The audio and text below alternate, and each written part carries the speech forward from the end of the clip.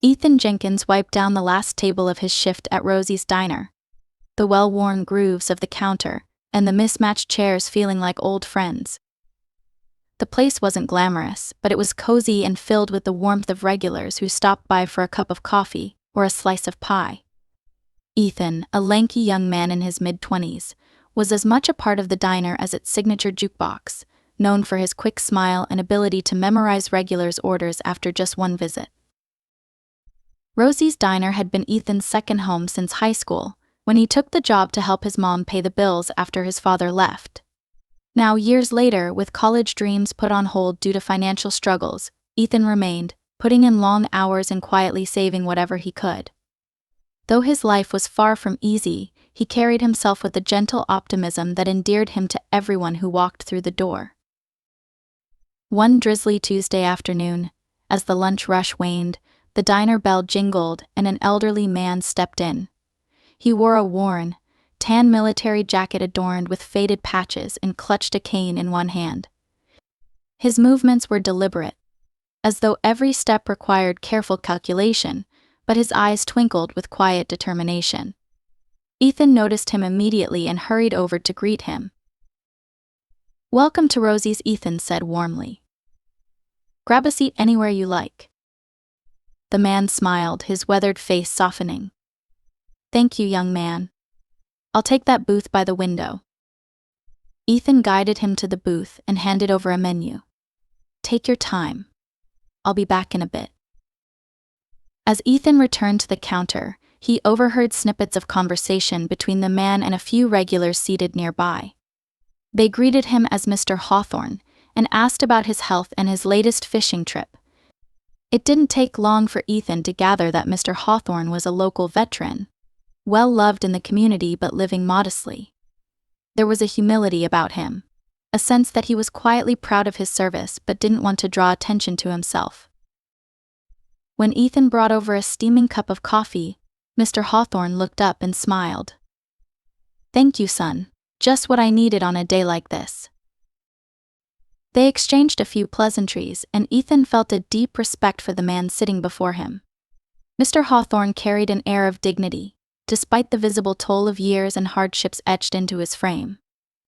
As Ethan walked away, he couldn't shake the feeling that this man had stories worth hearing. When the time came for Mr. Hawthorne to settle his bill, he reached into his pocket and paused, hesitating for a fraction of a second. Ethan noticed but didn't let on, his heart sinking at the realization that the man was counting change. Without a second thought, Ethan stepped forward. "It's on the house today," he said with a smile. "Consider it our way of saying thank you for your service." Mr. Hawthorne looked at him, surprised. "Oh, I can't let you do that." Ethan shook his head firmly. "It's the least we can do. Please let me." After a moment of hesitation, Mr. Hawthorne nodded, his eyes glistening. "Thank you, son. That's mighty kind of you." As Mr. Hawthorne left the diner, leaning on his cane but holding his head high, Ethan felt a quiet satisfaction. He hadn't done it for recognition or a reward, it just felt like the right thing to do. What Ethan didn't know was that his simple act of kindness had set something extraordinary in motion. The next day, Ethan arrived at the diner just as the morning light began spilling through the windows. Rosie, the diner's owner, was already in the kitchen, prepping for the day ahead. Rosie had taken Ethan under her wing years ago, offering him not just a job but a sense of family when he needed it most. She had a knack for knowing when something was on his mind. "You're in early," she said, glancing at him as she diced onions. "Everything okay?" Ethan shrugged with a small smile. "Yeah, just wanted to get a head start." Rosie raised an eyebrow but didn't press. As the hours passed and the diner filled with regulars and new faces, Ethan found himself reflecting on the previous day. He wondered about Mr. Hawthorne, where he lived, what his life was like, and whether he ever told anyone about the meal he'd been gifted. The answer came sooner than expected. Around lunchtime, the diner bell jingled, and Ethan looked up to see a tall man in a pressed suit walking in. He carried himself with an air of confidence and purpose, but his warm smile as he approached the counter put Ethan at ease. "Are you Ethan Jenkins?" the man asked, extending a hand. Ethan nodded, shaking his hand cautiously. "That's me. Can I help you?" The man introduced himself as Michael Hawthorne. "You served my grandfather yesterday. He told me what you did, paying for his meal. It meant a lot to him and to me." Ethan felt his face flush. It was nothing, really. He's done so much for all of us. It was the least I could do. Michael chuckled. "Well, he doesn't see it that way. He hasn't stopped talking about you since. Said you reminded him of some of the young men he served with, always putting others first." Ethan smiled, unsure how to respond. "I'm glad it made him happy. He seems like a great man." Michael nodded, his expression growing thoughtful. "He is. He raised me after my parents passed, and he's been a rock for our family. He doesn't let on, but things have been tough for him lately. That's why what you did yesterday, it mattered more than you realize." Before Ethan could reply, Michael reached into his pocket and pulled out a business card. "I run a small real estate firm in town. If you ever need anything, a recommendation, a new opportunity, don't hesitate to reach out. People like you are rare, and I'd be honored to help." Ethan accepted the card, stunned. "Thank you, that's very generous." Michael clapped him on the shoulder. "No, thank you. Kindness has a way of coming back around." As Michael left the diner, Ethan tucked the card into his wallet, feeling a strange mix of humility and gratitude. It wasn't every day that a simple gesture was met with such an outpouring of appreciation. Still, Ethan couldn't shake the feeling that this was just the beginning. That evening, as Ethan walked home, he passed a small park where children played and parents chatted on benches. A familiar figure caught his eye: Mr. Hawthorne, sitting on a bench and feeding the pigeons. On impulse, Ethan walked over. "Good evening, Mr. Hawthorne," he said, taking a seat beside him. The older man looked up, surprised but pleased. "Well, if it isn't my young hero, what brings you here?" Ethan laughed softly. "Just heading home. Thought I'd stop and say hello." They talked for a while, their conversation drifting from Mr. Hawthorne's military days to his love of fishing. Ethan found himself captivated by the man's stories, each one laced with wisdom and a quiet humor that reminded him of his own grandfather. As they parted ways, Mr. Hawthorne clasped Ethan's hand firmly. "Thank you again, son," he said. "Not just for the meal, but for taking the time. It's a rare thing these days." Ethan walked away feeling lighter, as though he'd been the one on the receiving end of a gift. What he didn't realize was that the ripples of his kindness were spreading further than he could have imagined. The week after Ethan's conversation with Mr. Hawthorne brought a subtle shift in the diner's rhythm. Regulars began to comment on Ethan's positive attitude, tipping a little more generously or stopping to share a kind word. Though Ethan appreciated the gestures, he remained modest, dismissing their praise with a quiet, "Just doing my job." One afternoon, Rosie approached him with a knowing look. "You've got a visitor," she said, nodding toward a woman standing by the counter. Ethan turned and saw a petite woman in her late 40s, her dark hair streaked with silver and her eyes brimming with warmth. She introduced herself as Margaret, Mr. Hawthorne's neighbor. "He talks about you constantly," she said with a chuckle. "Says you're the kind of person who restores his faith in the younger generation." Ethan felt a pang of embarrassment but smiled. He's being too kind. He's the one who deserves all the credit. Margaret leaned in slightly, her tone softening. "He's had a tough time recently. His fixed income barely covers his expenses, and his health isn't what it used to be. He doesn't like asking for help, but I've been trying to do what I can." Ethan listened intently, his respect for Mr. Hawthorne deepening. Margaret continued, "I just wanted you to know that what you did, it wasn't just a free meal. It reminded him that there are still good people out there." As Margaret left, Ethan felt a growing sense of purpose. His gesture might have been small, But it had touched something greater, and now he felt a responsibility to do more. That evening, he sat at his small kitchen table, scribbling ideas in a worn notebook. By the time the diner opened the next day, Ethan had a plan. Over the next week, Ethan began organizing a small community fundraiser for Mr. Hawthorne. It started with a simple flyer taped to the diner's window, inviting patrons to donate toward a veteran appreciation fund that would help with living expenses and medical needs. Rosie eagerly supported the effort, and soon the idea spread beyond the diner. Regulars began sharing the fundraiser on social media, and local businesses chipped in with donations. The response was overwhelming. Within days, the fund grew far beyond Ethan's modest expectations. People who didn't even know Mr. Hawthorne came forward, moved by the story of a young waiter who had taken the time to care. When Ethan presented the first collection of funds to Mr. Hawthorne, the older man was speechless. He stared at the envelope in his trembling hands, his voice thick with emotion. "You didn't have to do this," he murmured. "I don't deserve all this attention." Ethan placed a hand on his shoulder. "You deserve so much more. This is just our way of saying thank you for everything." Tears welled in Mr. Hawthorne's eyes as he pulled Ethan into a firm embrace. For Ethan, the moment was about more than gratitude. It was a reminder of how deeply lives could be touched by something as simple as kindness. As word of the fundraiser spread, Ethan received a call from Michael Hawthorne, who had been moved by the community's outpouring of support for his grandfather.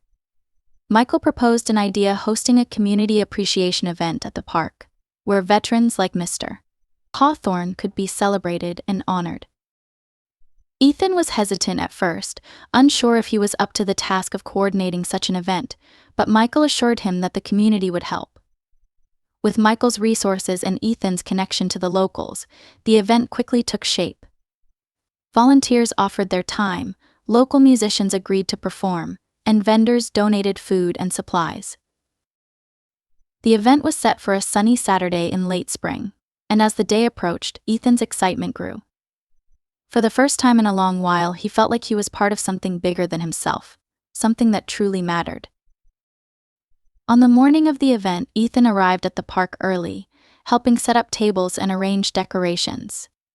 By the time the festivities began, the park was alive with laughter, music, and the hum of conversation. Veterans from across the community were seated at tables adorned with flowers and handwritten thank you notes from local children.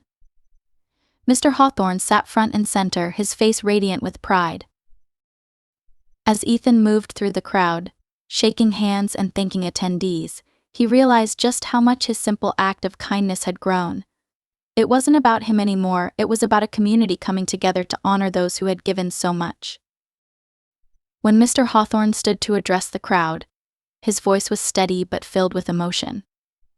"I've lived a long life," he said, "and I've seen the best and worst of humanity. What this young man did for me, it wasn't just a meal. It was a reminder that kindness is still out there, waiting to be shared." The crowd erupted in applause, and Ethan felt a lump rise in his throat. He had started this journey wanting to help one person, but it had become so much more. As the sun set over the park, casting a golden glow across the gathering, Ethan found a quiet moment to take it all in. Children played near the fountain, veterans shared stories at their tables, and laughter rippled through the crowd like a warm breeze. It was a scene Ethan could hardly believe had started with something as small as paying for a meal. "Not bad," Kid Rosie's voice cut through his thoughts. She walked up beside him, holding 2 cups of lemonade. "You pulled off something incredible here." Ethan took the lemonade and grinned. "I couldn't have done it without everyone's help." Rosie gave him a knowing look. "Sure, but someone had to light the spark. Don't downplay what you've done." Ethan nodded, though he still felt uncomfortable taking credit. He thought about Mr. Hawthorne, who had quietly endured so much, and the others like him who had come to the event. This wasn't just about one person, it was about building a sense of connection, a reminder that nobody had to face their struggles alone. A few days later, as Ethan was cleaning up after the morning rush at the diner, Michael Hawthorne walked in again, this time with a purposeful stride. He was holding a manila folder and looked every bit the confident businessman. Ethan Michael began, sliding into a booth. Got a minute? Ethan nodded and sat down across from him. Curious. Michael placed the folder on the table and pushed it toward him. What's this? Ethan asked, opening it cautiously. Inside was a neatly typed letter of recommendation and a brochure for a hospitality management program at the local college. I've been thinking about what you've done here, Michael said, his tone earnest. You've got a knack for bringing people together, for making others feel seen and valued. That's not something you can teach, it's something you've got to have in your bones. Ethan blinked, overwhelmed. I don't know what to say. Michael smiled. Say you'll consider it. The program's flexible, part-time, affordable. And if finances are an issue, I'd be happy to help. Ethan stared at the brochure. The possibility of a new future suddenly within reach. For years he had put his own dreams on hold, convinced that college was out of the question. But now, someone was offering him a way forward, and the idea of taking that step filled him with cautious hope. I'll think about it, Ethan said finally, his voice thick with emotion. Thank you. Michael leaned back, satisfied. That's all I ask. Later that evening, Ethan shared the news with Rosie as they locked up the diner. She listened quietly, her expression unreadable, until she finally broke into a wide smile. You've got to do it, she said firmly. This is your chance.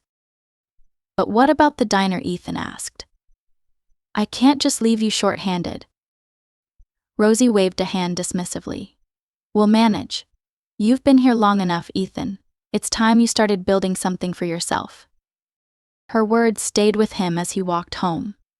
That night, Ethan sat at his small desk, staring at the brochure. The idea of going back to school was daunting, but as he thought about the community event, about Mr. Hawthorne and the lives he had touched, he realized something important. He wanted to do more, not just for others, but for himself. The next week, Ethan enrolled in the program. His days became a whirlwind of work at the diner and classes at the college, but he found himself energized by the challenge. He discovered a passion for creating spaces where people could connect, and his professors noticed his natural talent for leadership and problem-solving. The fundraiser and the community event became the foundation for his studies, inspiring him to explore new ways of giving back. Ethan started small, organizing monthly diner socials where veterans and their families could gather for free meals and companionship. The events quickly grew in popularity, drawing attention from local media and businesses eager to support the cause. Through it all, Ethan remained grounded. He continued to work at the diner, grateful for Rosie's unwavering support and the lessons he had learned there. He also stayed close to Mr. Hawthorne, often visiting him at his small home to share updates and listen to more of his stories. As Ethan's final semester approached, he received an unexpected invitation to speak at a community gala celebrating local leaders who had made a difference. When he stepped onto the stage that evening, the applause was deafening. Looking out at the crowd, he saw familiar faces: Rosie, Michael, Margaret, and of course Mr. Hawthorne, who gave him a proud thumbs up from his seat near the front. Ethan took a deep breath and smiled. I never set out to change anything, he began. I just wanted to do the right thing. But what I've learned is that kindness has a way of growing, of connecting people in ways you can't predict. It's not about grand gestures or big plans, it's about the small things, the everyday moments when you choose to care. The audience rose to their feet, their applause echoing through the hall. Ethan felt a surge of gratitude, not for the recognition, but for the journey that had brought him to this moment. Months after Ethan's graduation from the hospitality management program, life at Rosie's Diner was busier than ever. Ethan had taken on a new role as the diner's co-manager, splitting his time between running the day-to-day operations and working on community initiatives inspired by his studies. His diner socials had expanded to include job fairs for veterans, mentorship programs for young people, and even partnerships with local schools. One bright spring morning, as Ethan finished setting up for a brunch event, the diner bell jingled. He looked up to see Mr. Hawthorne entering, his cane tapping softly against the tiled floor.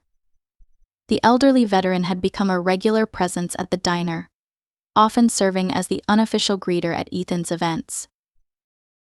"Good morning, Mr. Hawthorne," Ethan called out. "You're just in time." Mr. Hawthorne grinned as he approached the counter, his eyes twinkling with mischief. "Son, I think it's time we talked about that surprise I've been working on." Ethan tilted his head, intrigued. "A surprise? What are you up to?" Mr. Hawthorne chuckled and waved for Ethan to follow him outside. Parked in front of the diner was a gleaming food truck, its sides painted a cheerful blue with the words "Ethan's Kindness Kitchen" written in bold, white letters. The truck's design featured a collage of smiling faces, representing the diverse community Ethan had brought together. Ethan's jaw dropped. "What is this?" Mr. Hawthorne placed a hand on his shoulder. "It's a mobile version of what you've been doing here. I've been saving up for years, and with a little help from my grandson and some of your friends, we made it happen. Now you can take your mission on the road." Ethan was speechless. He ran his hand along the side of the truck, feeling the smooth paint beneath his fingers. Inside, he saw a fully equipped kitchen, complete with everything he'd need to serve meals to those in need. "This is too much," Ethan said, his voice breaking. "I don't know what to say." Mr. Hawthorne smiled, his expression full of pride. "Just say you'll use it. You've got a gift, Ethan, and the world needs more of what you've been doing. This is your chance to reach even more people." Ethan nodded, tears welling in his eyes. "I will. I promise." The food truck became a beacon of hope in the community, traveling to neighborhoods where resources were scarce and bringing people together over hot meals and heartfelt conversations. Ethan worked tirelessly, supported by a growing team of volunteers and partners who believed in his vision. Rosie often joked that the diner had become the command center for Ethan's expanding efforts. One evening, as Ethan parked the truck after a long day of serving meals at a local shelter, Mr. Hawthorne called him. His voice was filled with warmth. "I saw the news segment about you today," he said. "You're making waves, son. I couldn't be prouder." Ethan leaned against the side of the truck, gazing at the stars. "I couldn't have done any of this without you." Mr. Hawthorne laughed. "Don't give me too much credit. You're the one who saw the possibilities and made them real. I just gave you a little push." They spoke for a while longer, sharing stories and dreams for the future. As Ethan hung up, he felt a profound sense of gratitude.